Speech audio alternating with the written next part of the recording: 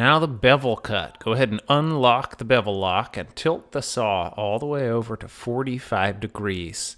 Then lock the bevel lock to hold this angle. Lower the blade down slowly without turning it on and see if you've got the problem that I've got. At a bevel of 45 degrees, my saw blade is going to try to saw right through the upper portion of my fence. So look at the fence, especially this spot that says lift here to remove fence. Lift it up to remove that portion of the fence. Unlock the red lock lever and wiggle and slide the fence back away from the saw blade, nice and far. Then lock the lever again.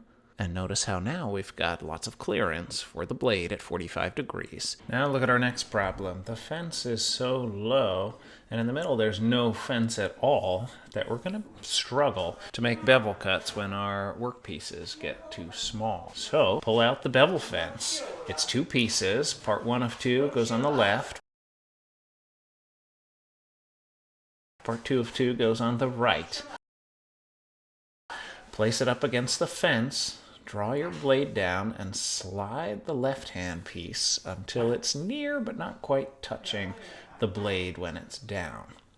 Then clamp it to the fence of the saw itself. On the right-hand side, do the same thing. Draw your blade down. You're not turning it on. You're just bringing it down, and you're sliding the right piece until it's close but not quite touching the blade. And then you're going to clamp that on to the other side of the fence of the saw itself. Notice how I have significantly reduced the size of the gap at the back of my fence. This is what's going to allow me to make small bevel cuts on small pieces. Now lay a tape measure across your material and put several marks on it in the following locations: 1/2 inch, 2.5 inches, 4 inches, 6 inches, 7.5 inches, 9.5 inches, 11 inches, and 13 inches. What do these numbers represent? Well, look at the spacing. What I'm designing are 4 2-inch pieces with enough space between for the saw to cut a bevel without accidentally cutting into the next piece. And to get a better view of it on our material itself, notice how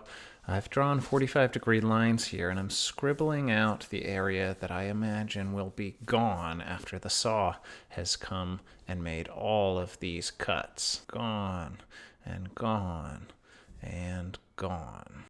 And if you want to draw on your workpiece too, to get a visualization before you, great, go ahead. It's not necessary though. What's only necessary are these extension lines across the top. So get your speed square and place it against the edge of your workpiece such that you can draw lines that extend your tick marks at right angles to the edge of your workpiece. Great. Now bring your workpiece up to the miter saw table and draw the saw down. It's not on, you're just bringing the teeth down and crouch down so that you can see that the left-hand side of the teeth are going to come down right onto your line.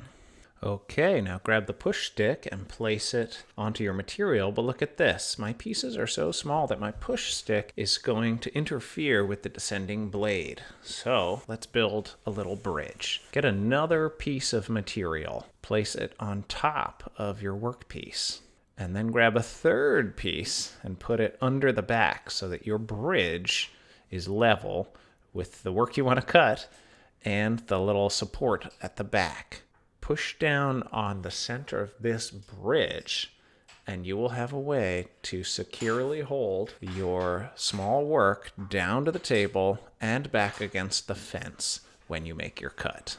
Trigger the blade, let the blade come up to speed, bring it down slowly and steadily through your material, then let go of the trigger, keep holding it down, let the blade spin down to a stop. Congratulations, you've made your first bevel cut. Flip your material around and make the next, and the next, and the next, and the next, and the next, until you have made 4 of these trapezoids to kick off your picture frame. At the end, you should have 8 cuts in total. Nice job getting to here.